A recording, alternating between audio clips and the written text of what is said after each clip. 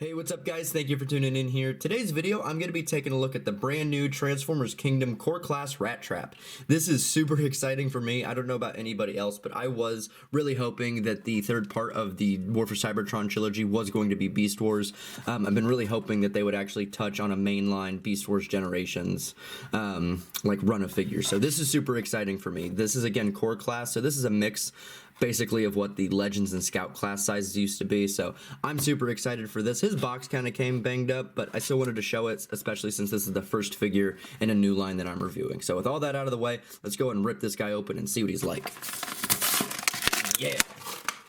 And here we've got the little baby man out of his box, and he is baby. Like, I'm sorry, I don't have very big hands, but he is like, he is dainty. This man is tiny, which I'm fine with. I know some people feel that he's a little too small for the Beast Wars scale chart, even for Rattrap, but hey, is what it is. I'm kind of curious as to how the Generations one, I'm going to pull in right now, is going to scale with the other Kingdom stuff. I don't have Primal or Megatron, Cheetor, I don't have any of those yet, so don't know, so I'll see those when I go to review those guys, how they scale up. But if you're looking for a Rattrap that has a little more beef, a little more heft, more detail, anything like that, the Generations one from like 6-7 years ago is still really good. I think as far as detail and sculpt wise, it fits in great with modern Transformers stuff.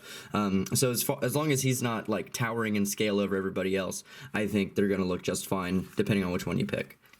Take a look at his detail. We're going to go ahead and zoom in because he is small, so we have to. And his detail is great. Up here, I thought this would be translucent like the Generations one, but no, it's actually all cast in this orangish, goldish plastic. And I've also heard that gold plastic syndrome is not a thing anymore, so let's pray, because, yeah, I think it'll be fine. Let's hope. We're in 2020. That shouldn't be a thing anymore. But the paint detail is great. His eyes are painted red as well as the inside of his mouth. And it's kind of hard to tell the color, but his teeth have a little bit of silver over them as well. So he's got, again, cast in this orangish goldish plastic. He's got two Maximal logos printed on his forearms, and those look fantastic. He's got some fur detailing that are sculpted all around the wrap mode. You'll see more of that in wrap mode, but to get a look of that comparatively to the Generations one, the Generations one does do the sculpted fur, I think, much better, but at this size, I'm not bothered by it because I'd rather this figure not come out kind of grainy or anything like that. So his feet down here are painted this flesh color and all that. He looks great. Rattrap's accessories or accessory, you can see here he does come with his gun.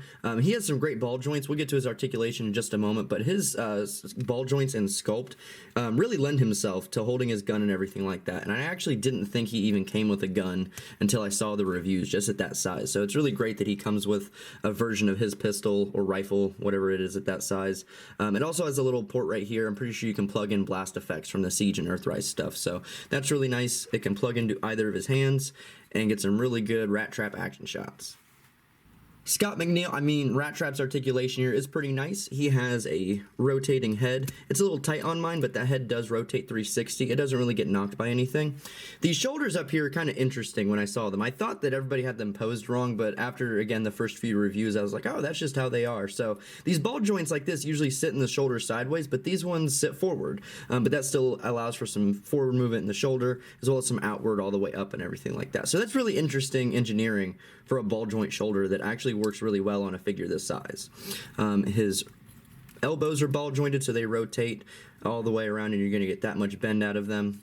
There's nothing in the waist or wrist. You get a ball jointed thigh, so the legs can go forward and backward that much. They go in and outward that much. The knees rotate on a ball joint. They go in and out that much at the knee, and then your ankles can rotate on a ball joint. The ball joints down here are a little tight, but these can rotate and you get a little bit of pivot out of them. So he's really nice. This guy is ball jointed to heck. You have to get with ball joints if you want to be this guy's friend, because he is riddled with them, which I think is totally fine. Again, as long as this gold plastic holds up, I don't see any stability issues. His joints don't feel overly tight or loose, so all of his tolerances feel really great for all of those ball joints. This mini Maximal does have a super interesting transformation, especially at this size, with an organic mode and with all of these ball joints. So let's go ahead and Rattrap Maximize!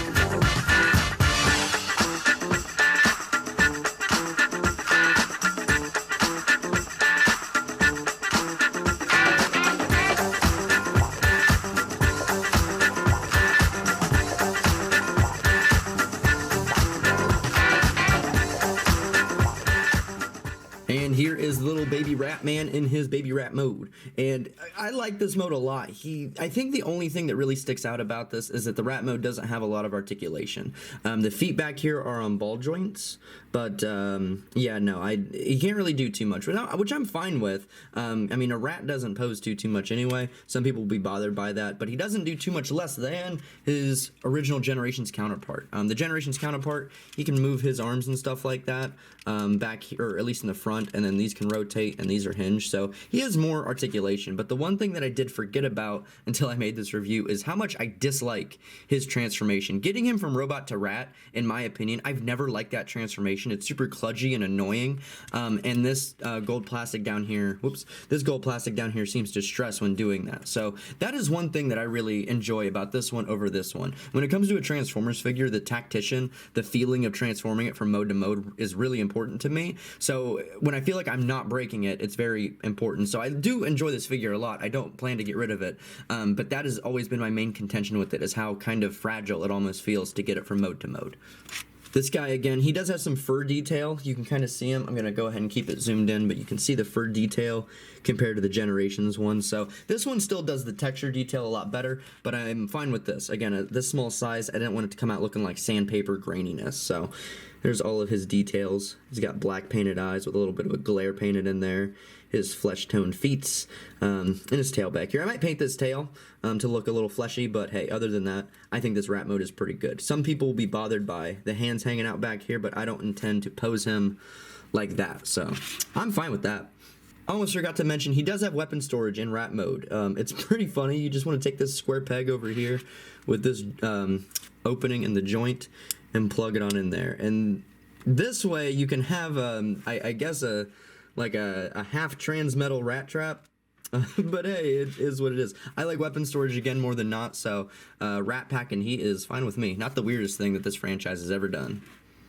And that's pretty much all I've got to say about Rattrap here. He's a great, fun little opener into the Transformers Kingdom line. Again, I'm super excited to have Generations, Beast Wars figures like in full swing, so this is exciting. If you're curious about the size and everything, again, I'm going to take a look at the other Kingdom guys that I get in with the other Generations Beast Wars guys I got. So if you're looking for any of those comparisons, I'll have them later. So if you have any questions about this guy, anything else, maybe something I didn't cover in this video specifically, feel free to leave a comment in the section down below. I'd be glad to get to that as soon as possible. Please like and subscribe if you enjoyed this content, and I will see you guys later. Thank you for watching.